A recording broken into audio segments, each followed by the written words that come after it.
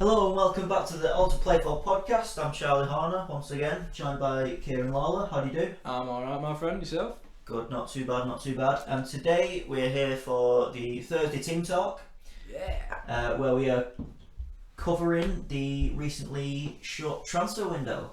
Obviously still open for League 1 and League 2 clubs, but as for the big boys, there's no more deals to be made. That ship sailed last Thursday. Well, it's still open European, Well, European yeah. teams as well, so it's not technically that teams could still sell players. So we're talking about this now and we're saying, oh, who's won the transfer window? For all we know, a European club's going to come and take their best player. Yeah, well, that's it, exactly. I mean, I doubt that English clubs will now be allowing players to leave. No, unless they were surplus to requirements, for example, like Mario Lemina. Yeah, I think he could still go. Dejan Lovren is in talks with Roma as of today. He's been given permission to talk to him. But yeah, we're here to discuss the winners and potential losers of the transfer window today. As you know, it's just shut and there's not much else to talk about in terms of huge talking topics because we're not touching on VAR. The Alter Play for podcast is a VAR-free podcast. We'll have no such chat here. No, just pretend it doesn't exist. Yeah. So I feel like we should probably start off with some of the bigger sides. Well, do you want to say who you think won the transfer window now, or do you want to save it to the end? Keep the people listening, you know? Well, I'm not too sure who actually has won the transfer window, so we'll talk about it. I'll think whilst we're talking, and then we'll reveal all at the end. As you can see, preparation into Charlie's thoughts has gone.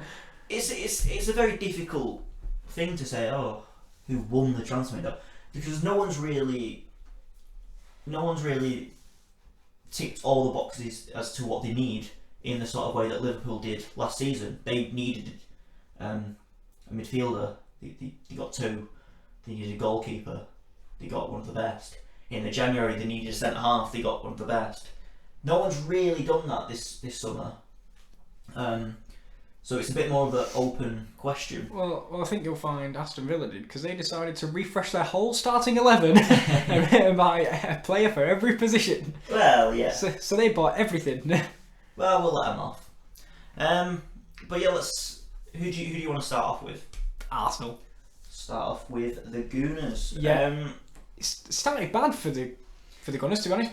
They kind of had a really bad start, and then towards the last 3 weeks to a month, they really started picking up the gears in terms of getting players in. Because of course at the back end of last season they lost Ramsey for free, which it's just criminal to lose a player of that quality for free.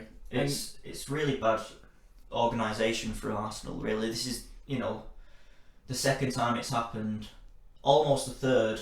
But they managed to tie down Ozil to that ridiculously long contract with so much money. But yeah, losing Ramsey to Juventus was not ideal. So it left them in a very weak position at the end of last season. Yeah, and what they did with Ozil was to their own detriment, because now when, for example, I don't think Unai Emery, not that he doesn't like Ozil, it doesn't fit the system he likes to play. Yeah. Like high work rate isn't really Ozil's thing.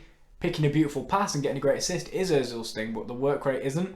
So, but no one will pay his wages now. So the one player out of the three I think they would have wanted to get rid of the most at this stage can't leave, because he's got another 2 or 3 years on 350 or so grand a week. Yeah. And no one's willing to pay it. And why would he want to take a wage cut? He doesn't need to. He doesn't need to go somewhere and earn 200 grand less a month. And I know that's a big decline. I know it's not to people like us, but to them. So, but as the window rolled on, I remember a statement coming out from Josh Kroenke saying, we're working on signings, just be patient, they're exciting and they're expensive. Admittedly, I think most people went, alright Josh, of course there is, but put the drink down, Josh. Yeah. But then the first signing I think was possibly Gabriel Martinelli. Yeah, because I was worried because we were halfway through the transfer window and that was the only signing they've done, and I was kind of like, well, you've got glaring issues that need to be fixed, and you've brought in a kid. Like, But yeah, they then went on and fixed some of those issues that they had. I think this signing after that was the capture of William Saliba. This one was bizarre to me at first, Yeah. but obviously it got fixed later in the window. But we'll get to what happened on deadline day later. But when they signed William Saliba, and their thought was immediately loan him back, I thought that doesn't really fix your problem now. You've got problems now. I admit that, for example, he's 18. Would he have been able to adapt to Premier League football straight away? But he's had a year of league in football. It's not the worst league in the world. It's not a farmer league like people believe.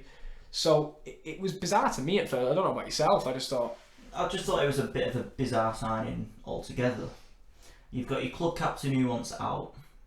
You've got no organisation or leadership at the back. So your first thought is to get an 18-year-old. To me, it doesn't make sense. And then to loan him back doesn't make sense even more because it's an immediate priority problem area. I can understand it more now that they've kind of fixed the issue in the short term with David Luiz. But yeah, it still doesn't really make 100% sense to me, that signing, just because for me Arsenal have young quality centre-backs in Holding and Mavropanos. Surely you want absolute proven quality to me, but that's my own opinion. Well, I think the only proven quality centre back I've seen, and I'll be honest, I thought Koscielny was okay last year, but to me, since he got that really bad injury against Atletico Madrid, I think it was never going to be the same for him in this league. It's hard to keep up with the pace when you're 32 years of age in the English Premier League anyway, but when you've had an injury to your ankle, it's even more difficult. So I think this season would have been tough for him, but I think the only quality centre back that was there was Socrates, and I really do rate Socrates. He's got that. He's fast. He's got that toughness about him, and maybe put him next to a young centre back, for example, a Holding, a Mavropanos, and a Saliba, can learn off each other, and hopefully that'll help him. But for this season, he goes back to St Etienne. At least it's a club he knows. Yeah. He knows everyone there, so they'll help him develop because they want the best for him, of course, because he is one of their own. So.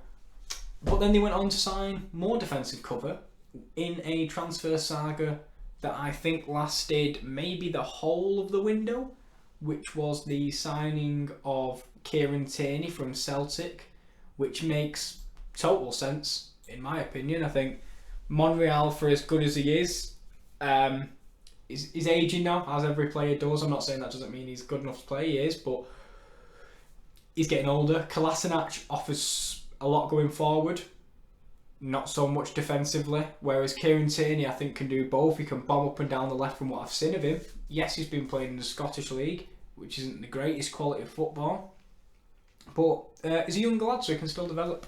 Yeah, no, I think this is the best signing of Arsenal's transfer window, in my opinion. Like I say, it wasn't the biggest problem area, but it was somewhere where you could improve, and especially in the long term. And that's what they've done. Kieran Tierney, 22 years old, vastly experienced. He's played over 150 games. He's got Champions League experience. He didn't look out of place in the Champions League when he's played there, and when he has played in the Champions League, it's been when he was 19, 20 years old. So he didn't look out of sorts back then. He's improved since. So he's going to be proven European quality. Like you say, he's good up and down the line. He's got plenty of energy, and he's got a great left foot to put some balls in the box. And with the attacking talent that Arsenal have, that's going to be a major advantage for them. Yeah, it's a good job. He's the only good young Scottish left back in the Premier League, really.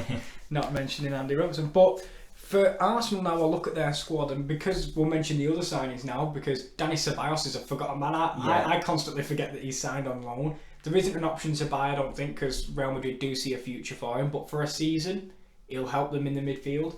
And the big signing, 72 million. I think it will be done in instalments due to Arsenal's transfer funds. Is Nicolas Pepe, who we've spoke about on the podcast before, about the only person in his company in terms of stats last year was Mbappe and Messi and stuff like that. Do you think it will translate to the Premier League straight away, or do you think it might take him a season or two to get really up there? I think in fairness, probably going to hit the ground running just through the kind of play that he is, because there's not really much bedding into do when you're just a pacey winger who just likes to run at players and provide balls in the box or the end product.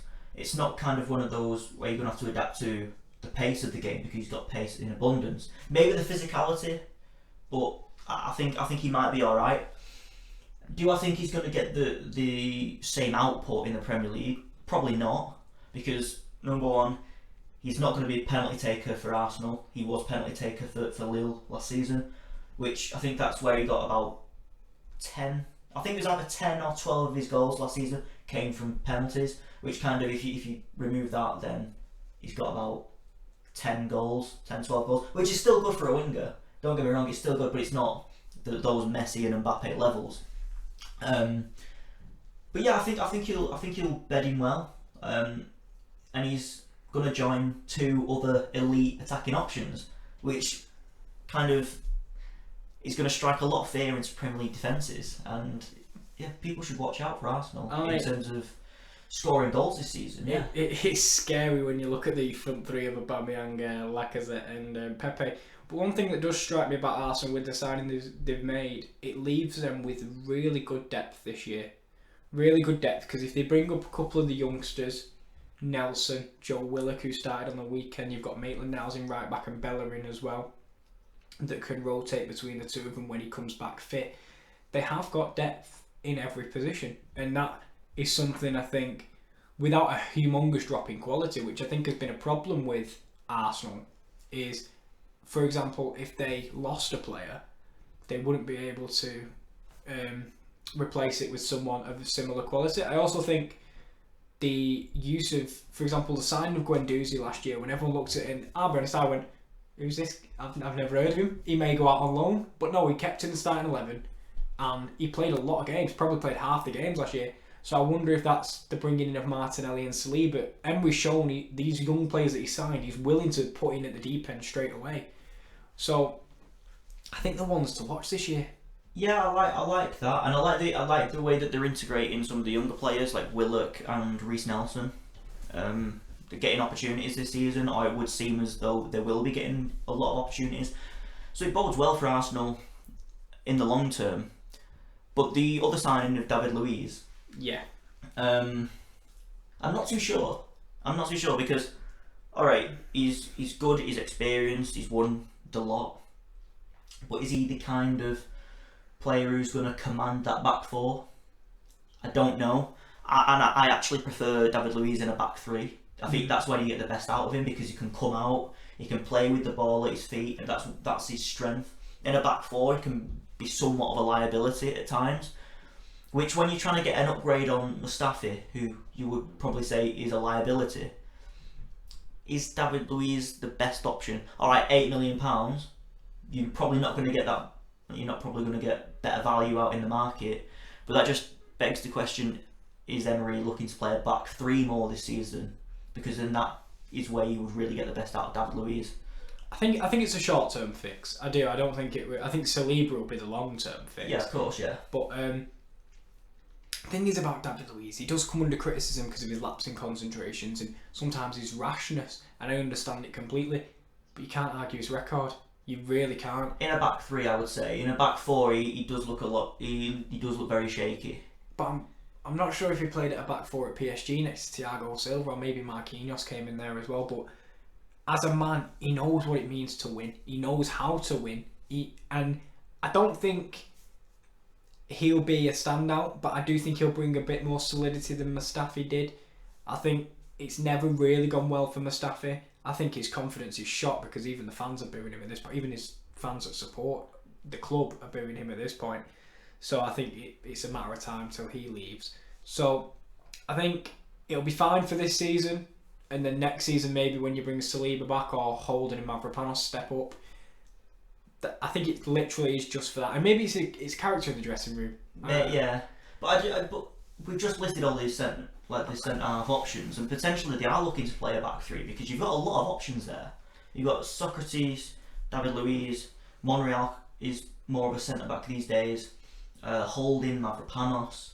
There's a lot of options there. It is interesting, but then you've got to look at the outs, and they got rid of Christian Bielek, who... Yeah, but I don't think he was ever going to step up. Well, as impressive as he was for Charlton in League One, I don't think he was ever going to make the step up and be a regular in a Premier League side. Well, I think it would have been nice to see him get some rotation in Arsenal's side, because he was man of the match in the playoff final. Apologies for mentioning that, but Mention that. It's bullying. but no, these young players, I think in the future he will be a Premier League player. Bielek, I really do.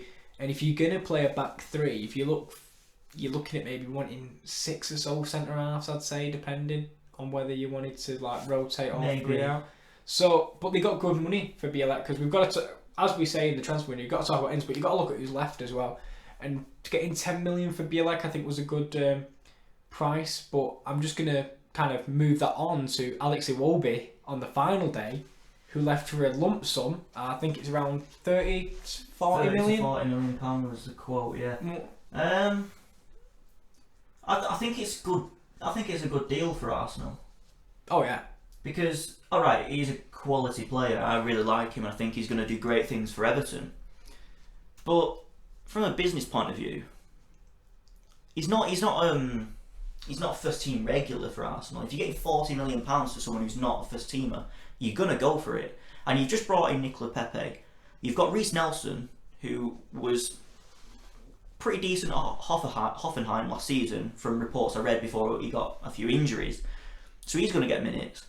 So you kind of fill in the gap there. You've got Mkhitaryan, who's a wide man who can come in. So I think it's a great deal for all parties, really, because Iwobi needs first team football, Everton need a winger, and Arsenal get a good amount of money. Do you think there was a point of panic buy though on the last day of the season to pay that sort of money? Do you think they could have got him for less? I don't know. From what I've seen, Everton wanted him from day one at the transfer window.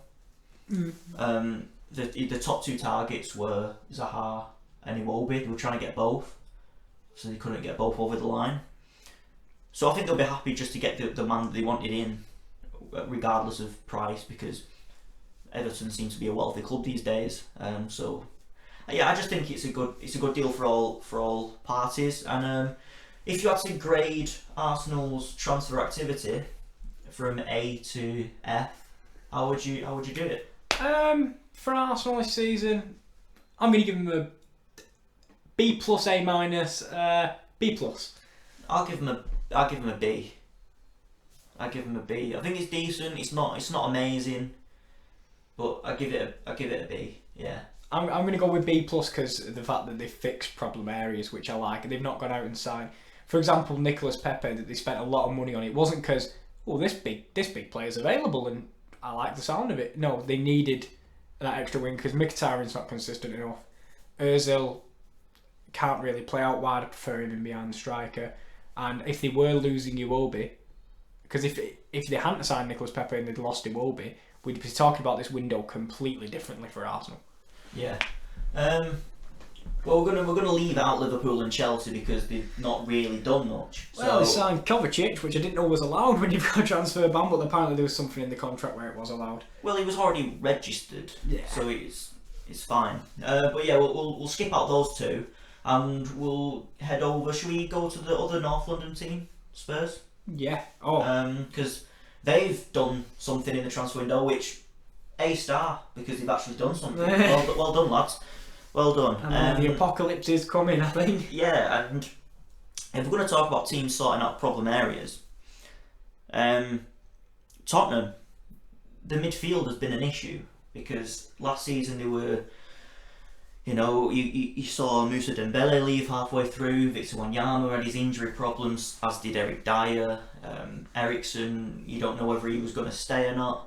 So they needed a central midfielder. It was that depth in the midfield that was the problem because, for example, they have Eriksen and Dele Alli, and if one of them gets injured and you're subbing on Wanyama or Dyer, as good as they are not that quality level that even Moussa Sissoko, who had a great season last year, and they needed someone to take them to that upper echelon of having a full squad of full quality starting 11.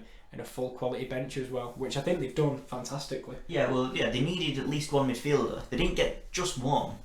They got two of Europe's most coveted, talented young midfielders in Tanguy Ndombele and Giovanni Lo Celso, who, you know, Ndombele, Juventus wanted him, Real Madrid wanted him, he signed for Tottenham. Half of Europe wanted Lo Celso, and he's gone to Tottenham. This just shows how, you know, Tottenham are moving into that big club bracket now, and that's something that my head just doesn't compute with, because I've always just remembered Tottenham as an upper mid-table club. It's a bit strange, but the stadium is clearly a big drawing factor. Obviously the Champions League final, the manager, everything's in place for them to really propel themselves up, and these two signings in particular are real markers of that.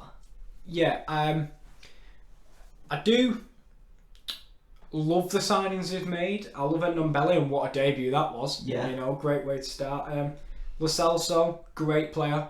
More offensive, I think, than Ndombele, who can kind of do both. I think Lo Celso will be great going forward, and they'll probably just slot in going back, not doing too much of the dirty work. But they've also signed Ryan Sessegnon from Fulham, who it seemed a matter of time before that. He was always going to go to Tottenham one day. It was just a matter of when.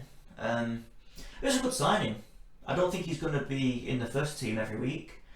With them keeping Danny Rose, that is, and there's a bit of a question mark. Where is he a left back? Is he a left winger? We don't really know yet. So he hasn't really got a place in the side locked down, because if he's a left winger, well, he's not going to move Son. If he's left back, I don't think he's going to move Danny Rose. Or Ben Davis. Or Ben Davis. He's going to have to wait his turn. But again, long term, it's a fantastic signing, because he's going to have one hell of a future ahead of him. I agree. Do you think they should have let him go out on loan though? Because, for example, it may not be that he gets a lot of game time this season, because as we say, there's still a lot of unknowns about his position. Tottenham don't really play a three at the back, so he can't play as a wing back, which I think would probably benefit him the most, because then he can be both a left winger and a left back. Well, to be fair, Tottenham do tend to play three at the back quite a lot. Pochettino does have this thing where he changes quite a lot from a 4 to a 3, because he has the luxury of having 3 top class centre halves, which he tends to utilise in his 3 at the back. Didn't quite work in the Champions League last season because he reverted back to the 4, but he has tended to use a back 3 at times. I know he played with a 4 on the opening day, but that may have been because Vertonghen wasn't fit. Yeah, no, but they don't have a certain Style. formation. They have 2 that they change between. But as to whether to loan out Sessegnon or not, I don't think they should have done. I think they're very wise to keep him with the group, because if you know Pochettino's reputation with younger players. He likes to integrate them with the squad, keep them training, even if they're not playing. They're working with the players, these world-class players that they've got. They're working within the system, the training. They're comfortable in that environment. And I do think that, even as much as we're saying that he doesn't have a proper position locked down and he's got a lot of competition for places, he's probably going to get about 25 appearances, which for a 19-year-old is decent. And he's probably going to win a lot of those games, so he's going to get that winning mentality, which he didn't have last season in the Premier League.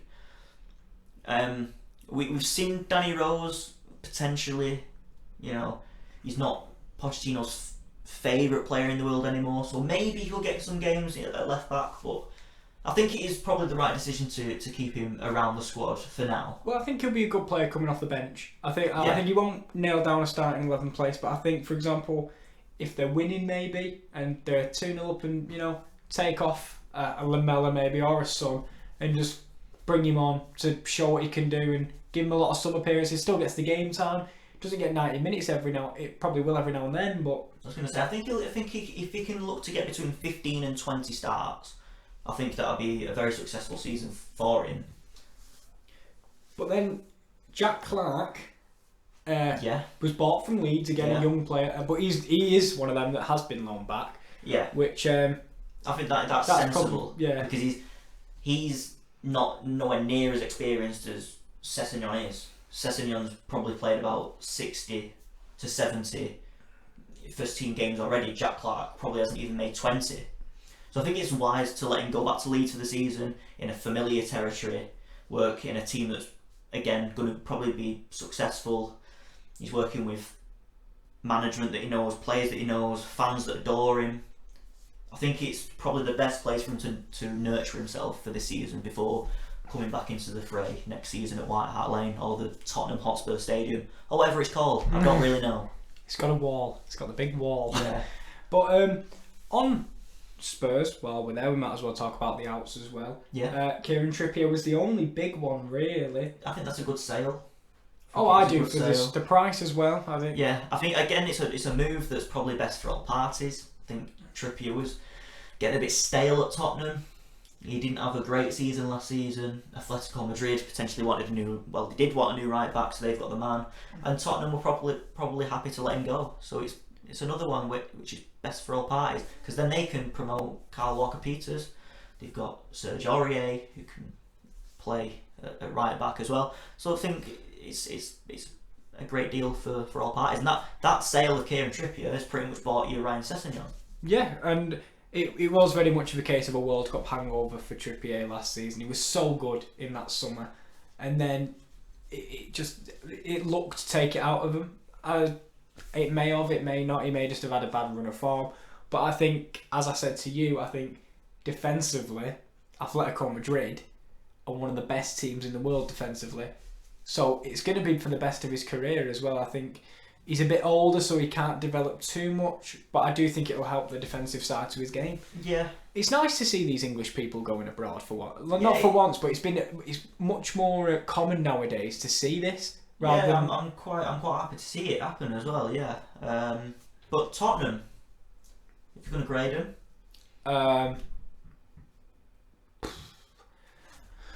I'm gonna go. This is tough. I'm gonna go with another B+, and the only reason I am, and I would give them more, it worries me that Harry Kane is the only out-and-out striker option. Yes, Son can play there, but Llorente left, Janssen left. Janssen was awful anyway, but he's left, so I would have liked to see them have another player, just in another striker, just to bring on. Like Llorente was perfect because he was something different, and you could bring him on and he could win you a game as he did against Man City.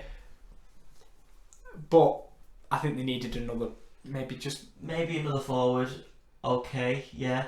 But I've seen that I think he's Troy Parrott, yeah. He's been promoted to the first team this season by Pochettino. Again, putting faith in the younger players. Really impressive in pre-season. Yeah, and I think he's in the Irish squad at the minute as well, so he's probably got a big future ahead. So I think it's a contrast in philosophies. Clearly Pochettino wants to put faith in the younger players, but then you probably say you want a more of a immediate impact player. But I can't fault much of what they've done in this window, so I'm going to give Spurs an A. I'm going to stick to my guns. I'm going to go with B+. Champions, Man City, Man United. Well, the champions are Man City, but we'll go with Man City first. We'll go with Man City first because in terms of their window, they plugged just one gap. They don't need much. I was going to say, do City need much? No, they don't. You can't improve nearly perfect. Yeah, you can't. But I think Rodri is as close to a perfect fit for what was the only place they needed a replacement, because they were playing Gundogan there and he just didn't look comfortable there. I think he actually played very well in his games. But if you're going to go for a long-term fit, then there's no better than Rodri, in my opinion. It's hard not to look good in a City side where you dispatch every team. Basically. Well, yeah, but you only dispatch teams because you've got the quality players all over the pitch. That's what I'm saying, but I think defensively, for example, if they need someone like Fernandinho, which was so important to them, that he breaks up the play, I think Rodri is, I think, the best fit for it. Yeah. Because he's young as well, and he looked very comfortable at the weekend as well. He had a shaky start, but after the first 10-15 minutes, he starts to look really comfortable. He showed signs of why Pep clearly rates him so highly. 60 million.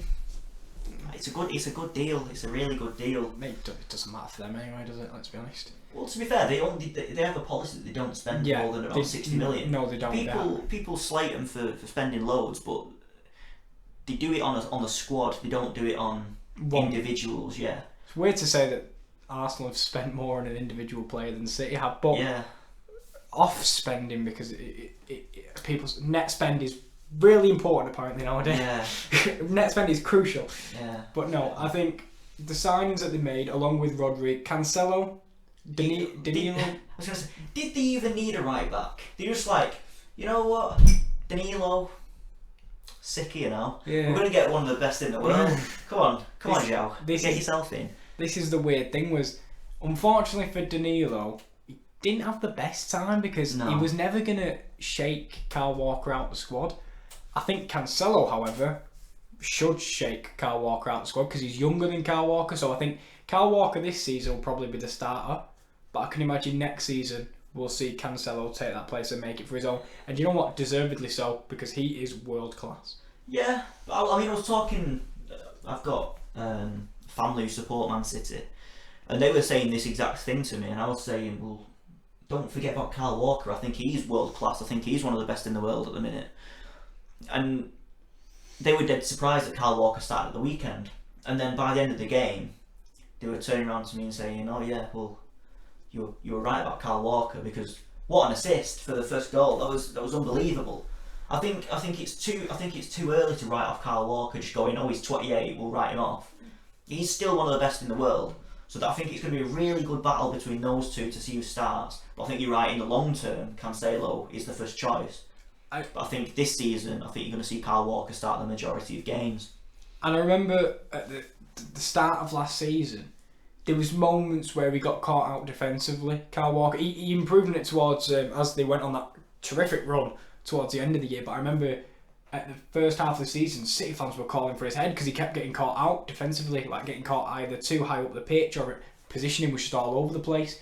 But so there is moments when Kyle Walker has has a mare, we'll call it. So when, for example, if he is on a bad run of form, last year, I don't think Pep had the confidence to put Danilo in for a run of 5-10 games maybe to take Kyle Walker out of the squad. But I think if you've got Cancelo there, you can confidently just say, do you know what, you're just having a bad run, we'll take you out for 2 or 3 games and then we'll take you out. And the rotation is going to be crucial, because then we thought they were an unstoppable force last year and they didn't ever run out of steam. Imagine them when they've got more squad depth. Are they ever going to run out of steam? They may just win everything for every year for the next 10 years. Yeah, and another point on Kyle Walker, I think potentially he could go on and be moulded into a centre-back in his latter years, which potentially is why they brought Cancelo in. But just on the outs as well, they managed to get rid of Danilo, and in that deal, the swap deal with Juventus for Cancelo, Danilo was valued at £34 million, which that blows me away how they managed to get that much for him. Yeah, they've done very well there to get that sum in that deal. I don't know who's watched him and thought he was worth 35 million. I know he's a great player. He's good, but yeah, what's he done to increase his value over the last 2 years? Because they bought him for 25. How's he increased his value by 9 million? I don't understand. Maybe because he's played for Man City and they just think everyone that comes from Man City must be great because Pep liked him. Yeah. So. But they also bought back Angelino, who provide good depth at left back. Yeah. I think Zinchenko's first choice as of now. Mendy's still to come back to full fitness and show some form that, you know, enticed Pep to his name a couple of years ago. But I think Zinchenko's done well, and Angelino will provide good depth for that position as well. I'd like to see Angelino given a few games in the first team. I would, because he was really impressive in Holland last year. Yeah. And I'd just like to see how it translates, because they've let him go once, so someone didn't see anything in him. But then them bringing him back, maybe they've acknowledged. Luckily, they put in a buyback clause, because that is a steal at $5.5 million for him. But as much as I like Angelino, as much as I like Rodri, we'll talk about the signing of the summer. Scott Carson. Oh yeah. On loan. Oh yeah. Oh yeah. The old box ticker. Yeah, literally just an English name because we don't have enough English players. Yeah, which it's the old Rob Green trick. But yeah, Man City. I'm going to give them an A as well. It's difficult with Man City because they don't need anything. It's weird because I feel like sometimes it's like adding numbers for numbers' sake because just add quality players to quality players. But yeah, I'm going to go with give them an A. They might as well. Yeah. Let's hop along Manchester. Yeah. To Old Trafford, Manchester United. Just for 3 signings this summer for Ole Gunnar Solskjaer's men. Aaron Wan-Bissaka, Dan James and Harry Maguire all played the part at the weekend against Chelsea. They did, yeah. What a perfect debut for pretty much all of them, really. Yeah. Aaron Wan-Bissaka looked like he'd been outside for about 10 years. Harry Maguire was an absolute rock. And Dan James got his goal. Was it the perfect window for Man United? Not by a long shot. No. There's a lot of problems that you're going to see arise in that squad over the course of the season. Not least in central midfield. I still think they should have got a central midfielder, but it wasn't to be. Potentially losing Lukaku as well leaves a bit of a gap up front. But it seems that Martial and Rashford are happy to swap that role this season with Mason Greenwood as a backup. That could work. That might backfire. But they had issues. They've plugged the gaps. There's a few gaps left. It's a project. Yeah, it is. It was always going to take a few transfer windows, this, and the first one you can't really fault. No, it is that impetus on youth though, because that front 3 that start, like, you look at the backups for that front 3. Will it become too much for these young players at this stage? That, for example, Mason Greenwood basically is the backup striker, because I think either Martial or Rashford will start on that left, unless Sanchez finds some form, which looks unlikely at this stage, especially under Solskjaer. Doesn't seem to be in his plans. Is it tough for Mason Greenwood to be that sub-striker at this level? For example, if there is an injury to Martial or Rashford? From what I've seen of Mason Greenwood, I've watched pre-season of United, and he played the Cardiff game, and I've seen a little bit of him in the under-23s. I think he's ready to be a backup, not starter. Yeah. But to get a few starts, a lot of sub appearances this season, I think he's ready. I think this kid has got it. I think you're going to see in his cameos this season, he's going to get a few goals, and we're going to be talking about him in 12 months' time as the next big thing. He really is good. And with your comment about Sanchez, at this moment in time, you're probably right. It doesn't look like he's really fitting in, but you got to look. No one's going to take him with his wages. No. £300,000 to £400,000 a week. No one's going to take him. He had a great Copa America. You could integrate him back into that fold, and he'd be a good backup option. This is the thing that annoys me. Then you have got a bit of experience in the attacking third. It's the thing that annoys me about Sanchez is he is quality. He is quality. He's got that quality. We all know it. We've seen it. It's just not really worked at Man United. But it's a nice blend of experience and flair players, young players, fast players. There is a nice I can't say another word, but blend. Yeah. Like, for example, you look through that starting 11 now, and it is genuinely up there with top 4. Like, it is a top 4 starting 11. You looked at it, we all said at the start of the window, they need a centre-back because they don't want to play Jones or Smalling next to Lindelof. Yeah. Bailey's always injured, which is a shame because I think there was also class there. But Maguire plugged that, and this weekend proved why he was £80 million worth of a defender. You didn't want Ashley Young playing. No. So you needed a right back. And they've gone and got one of the best in Europe, in Aaron Wan-Bissaka. And he proved it this weekend. Yeah. People said, yeah, but it's a young player, he might realise the dip in form. From what I saw this weekend, he's up there with... He didn't look 21, that's for sure. No. He looks like he'd been playing for years. Yeah, and that is a top quality right back. As you say, in the central of midfield, you worry because they did lose Ander Herrera, which I think is a big loss. And they lost Fellaini in January. You might not like him, but he was a big member of the squad. The midfield 3 on Sunday was Pogba, McTominay and Pereira. Can Pereira be a big part of this squad? for many years to come. I'm not sure. He's shown quality, but is he the kind of player who you want if you're going to be challenging for titles? You want to be in the Champions League every season? I'm not too sure. I think Scott McTominay growing into a big part of the dressing room, so I like him. But I think that third midfield spot is somewhere where they would have liked to improve. They've still got Pogba. Yeah. Which looks like he wanted to head for the exit door. I think he'll do one more year. I think next season he'll go. He'll have 2 years left in his contract. I think it'll be interesting because depending how this season goes for United, if they are really successful, I'm not saying they're going to win the league. I'm not saying that, but say if they secure Champions League football, they go on a cup run. Maybe they win the cup, and in the they win the Europa League, for example. Will Pogba want to move? Do you think? I think he still will personally. I was going to say, I think if Real Madrid comes calling, I think he still will personally. But sometimes as a player, you've got to look there and you've got to go trust in the project. For example, how many times could Dele Alli or Harry Kane could have left, but they know what they're doing at Tottenham? But is Paul Pogba that kind? He's not a Dele Alli. He's not Harry Kane. No, I think if the finances were right and Real Madrid could afford him, he'd be gone tomorrow. But I think it's going to be another year before that can happen. I think he'll go next season, and then it's going to be another challenge for United to go and not only replace him, but get another central midfielder. That midfield's going to have to be rebuilt somehow next summer, in my opinion. But the foundations are there for a good squad for the next 5 to 10 years. We've mentioned Greenwood. We've also got Tahith Chong, Angel Gomez. Jimmy Garner in centre midfield. You can even include Ethan Laird. You can even include Dan James in that because Dan James is a youngster who's not. Rashford's still 21. That's mental, isn't it? That is absolutely. He has been on the scene. It feels like forever now. Yeah.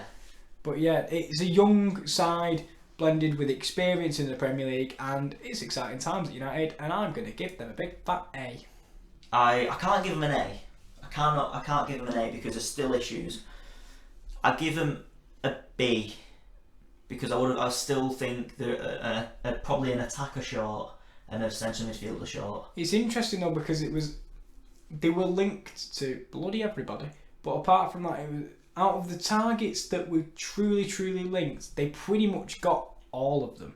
The only ones they failed on was Dybala, but that was down to Dybala not wanting to come in. Lukaku, that was all a bit of a complicated situation, but was they linked to a big central midfielder during the window? The miss. I don't even know whether this guy actually exists or not. Bruno Fernandes. Oh, He's the yeah, one name that's been mentioned all summer long. Of course, yeah. I don't actually think Bruno Fernandes is a real player. I actually think he's been made up by the Portuguese press. Sell a few papers, get a few clicks. Linking to Man United, everyone would be interested in him. Well, it's interesting because Sean Longstaff as well was mentioned, but £50 million is a bit too much. I was going to say that he's just a BTEC Scott McTominay. That was towards the start of the window, and then people kind of went, "Yeah, I don't think they're really looking." They would have been looking at him if he was available for around 20 million or something like that. But when 50 million's a bit excessive, and a bit stupid, really. And on to Bruno Fernandes because he's a very versatile midfielder. Yeah, he would have been a great addition, but I think there's probably players who would suit the system better. I think I mentioned Thomas Partey a few weeks ago. Yeah. I think he would have suited a little bit better, and he was available for 40 million. It's probably a deal that United could have done. But yeah, I give him a B. I'm going to give him an A. I'm interested to see next summer now, and I know that's wishing the season away already, but I'm interested to see how this project continues. But I think it's got off to a fantastic start. They've spent wisely, obviously. If you could have got Maguire for cheaper, you would have. But if we're going to talk about net spend, net spend. Man United's net spend was 70 million this summer. So you can look at it both ways. I think they did well to get the players they got, young players, players that know the Premier League, maybe bar Dan James, highly touted players as well. They weren't the only ones after them. They beat off a couple people to get the signature. It could have gone slightly better, but expectations were probably met, I'd say, this summer with how I'd expect them to do. So It's an A from Kieran, and that's all that matters. Well, yeah, okay. Well, that's the 4 of the top 6 clubs dealt with that we're dealing with. Should we just mention a few other teams that we think have had interesting summers for better or for worse? Let's just go to Aston Villa, because Aston Villa. I was going to say, let's just go there, because It's a very productive summer there. They've had 12 ins, 12 outs. it's mental. It's absolutely It's mental. a refresh of the squad, but there's still the nucleus of the team that got them up. Still there. Just added a little bit extra. Wesley, I thought, had a big hand in the goal. He didn't score it, didn't assist it, but he managed to, block the defence. I can't remember who. I think it might have been Alderweireld or Davinson Sanchez. It was one of those. He managed to just block away, so it allowed McGinn to make the run through the middle. I think that's very good sense forward play. They brought in Douglas Luiz from City. Pep rates him, so it's one of them. He comes with the Pep seal of approval. Centre back, I think they signed 4. Mings, Horse, Engels, and Konsa, who I'm a big fan of. Can't wait to see him in the Premier League. Poor James Chester. Yeah, unlucky. God, he's the only one left. Tom Heaton, experienced Premier League goalkeeper. I was going to say, I've got the whole list here, so I might as well... Okay, yeah, run through it. That's what I've got here. Tom Heaton, obviously. It's not just Nakamba, it's the marvellous Nakamba. Douglas Luiz. My personal favourite signing, Trezeguet. Yeah. Matt Target. Jota. Anwar El Ghazi. Yeah. Wesley. Konsa. House. Mings and Engels. I like that summer. I think it's a solid B. I do, because there's some players there that haven't been. There's unproven players in there, but they've kept the players that they wanted to who were on loan. They've added a bit of quality. They've added Premier League experience, which is vital. So I'm a fan. I'm a fan of that summer. I give it a B. Yeah. Would you? We've both got Villa to stay up. Yes, and I agree. There's players. It is players he knows, which I also love, because if you've had them once, they ain't going to change. And players he's had previously, Konsa, who we had at Brentford. Yeah. With a bit of continental flair and continental unknowns, really. Trezeguet, as I've said to you, I think he impressed me on the weekend. Yeah, he looks quite good. My only worry with Trezeguet is that end product. If he cuts inside, his shot is as tame as can be. But that's the difference between a very good player and a fantastic player, a world-class player. The end product, so you can't really blame him for not scoring every chance he gets. I think he will be really good this year. I may be putting my foot in my mouth a bit too early, but I like Trezeguet. Matt Target for 11 Premier million. League experience. Exactly. Left back. Douglas Luiz, 15 million. Marvellous Nakamba, 11 million. Lots of money spent would be the big thing that people have said. Well, I've been telling you about the interviews with Stuart Webber of Norwich I've been listening to. I'll listen to a interview with the chief executive of Aston Villa, I forget his name, but he was saying you can look at it both ways. Okay, they've spent £140 million on players, but he said it's not a risk, it's not levying off the club's assets. They've literally gone, we have the TV money rights that the Premier League are going to give them over the course of the year, which is guaranteed into the club. They've just invested that money. It's the 140 that you get for TV rights. They've, instead of bringing into the club or putting it in the owner's pockets, they've gone, no, we'll invest this in the team, which I really do commend, and that they must be recognised and acknowledged for the ambition that they're showing there.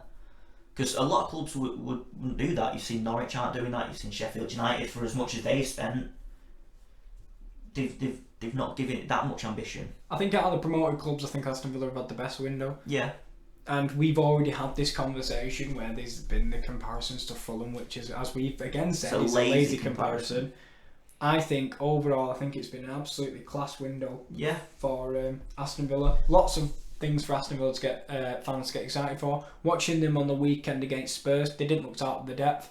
They looked like they went toe for toe, and they really, you know what, 3-1 at the end of it looks harsh on them because they played fantastically well, and I can't really spot a bad signing in there. I was going to say, do you want to give a grade? Oh yeah, B. It's a solid B. B. Because I'll be honest, I don't know enough about all the players. You know. Nakamba sounds great, marvellous actually. Shall we move on to teams that we think have had poor windows, or windows that have just gone a bit underwhelming? I think Palace is one. As much as they've kept Wilfried Zaha, which is huge, that might have been the difference between them going down and staying up. But the Inns, they've not really done much. They've brought Gary Cahill in, which will bring a wealth of experience at the back. That's really going to help out. James McCarthy, he's been injured for a long time, so it's a question mark whether he's going to come back and be the player that he was, the energetic, tenacious midfielder that he used to be. I was about to say, when he was at Wigan and his early career at Everton, shown what he's about and shown that he could be a great Premier League player, but is he still that level now? I think he's had about a year out of injuries. I'm not sure whether he can come back and be the same player. I think he's into his 30s now as well, so I'm struggling to see whether he can make a huge difference in that side to what Crystal Palace need. One thing about Crystal Palace signings is they're all experienced older players, really. Jordan Ayew never really set the world alight for me. 3 goals last season, I think it was. It doesn't inspire me, and if I was a Palace fan, it wouldn't inspire me either. I was going to say, Palace's issue last year was goals bar Zaha. Yeah. So did they carry on your point? Go on. But for me, fixing that problem is not bringing back a person who scored 3 goals. No. I think they should have just gone, he's a lost cause, we'll try and get someone else. Even try and maybe shell Benteke unless he can come back to form. That worries me. The only sign, in a non-harsh way, obviously Cahill's a good signing, McCarthy's a good signing. The only signing that genuinely I think great pickup, even though it's on loan, is Camarasa, because he was really impressive last year at Cardiff. And he's going to really provide something really different in that midfield. They don't really have a player like that who's just can pick a nice pass, get things going, dictate the tempo. It's probably since Johan Cabaye left, they haven't had a player like that. But did they replace Aaron Wan-Bissaka? Did they bring a right back in? Because if they haven't, that is a huge loss. Not by the looks of it. James McCarthy, Jordan Ayew, Gary Cahill, Victor Camarasa and Stephen Henderson. That's worrying. That is worrying. Martin Kelly, mate. Is he quite Aaron Wan-Bissaka? It's just Martin Kelly, mate. Yeah. It's his birthday the other day. Happy birthday, Martin. All the best wishes in the world if you're listening. So if I'm gonna rate Crystal Palace's window, I'm probably gonna give it a D. And that's only because they kept Wilfried Zaha. They kept Wilfried Zaha and they got Camarasa. Because apart from that, other than that, I give it an F, but I'll give it a D. Yeah, I think I'll agree with you on a D. One team I want to talk about just out of sentimental reasons is Brighton, because that signing of Neil Maupay towards the end of the window may have salvaged what was looking to be Trossard, Matt Clark, but Matt Clark's gone out on loan to Derby, which is a good move for him. Aaron Moy on loan. Yeah, Aaron Moy on deadline day. That's a good pickup. Adam Webster at the back. Adam Webster. I think Brighton, I give a C, because he brought in players who are they're gonna make a difference, but they've got room to improve. But they're not the kind of players that are going to make an instant impact. You don't look at them signings and go, well, that's it, they're nowhere near relegation now. Yeah, for example, they were in that dogfight, and you know me, bloody love Neil Maupay. He's a great player, and he's joining a list of forwards who can all chip in with goals. This is the thing, I'm glad he's got off to a great start. Do you know what? I'm gonna go C+. Yeah. Because I think Aaron Moy adds that Premier League experience and was a clear standout in this Huddersfield side that was a bit, no offence, pitiful last year in the Premier League. Trossard, unknown quantity, but his performances he's got a good record in Europe. His performances in Europe impressed me. Got Webster at the back, never really played in the Premier League, but impressed in the Championship, and Maupay, who got off with a goal, should I say? Yeah. Straight away. And they only really got rid of Anthony Knockout, which was a loan. So. Any other teams you want to mention? Because we're nearing the hour mark. Hull.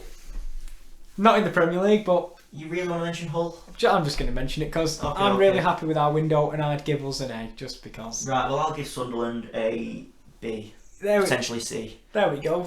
That should. Yeah. Overall, your winners of the transfer window. My sole winner of the transfer window. It won't go off the grades I've given, but my sole winner of the transfer window. Oh, I'm torn. You go first. I'm torn. Tottenham Hotspur. They've improved the midfield to that midfield is elite. It's gone from very good to elite. To avoid having the same answer, because I was torn between two, I'm going to go with Arsenal. Okay. Because I was going to go with Tottenham, but I don't want this to be boring. North London derby. We can't have winners of the transfer window. We can't have the same team. It's not fun. Yeah. So I'll go with Arsenal, and you can go with Tottenham.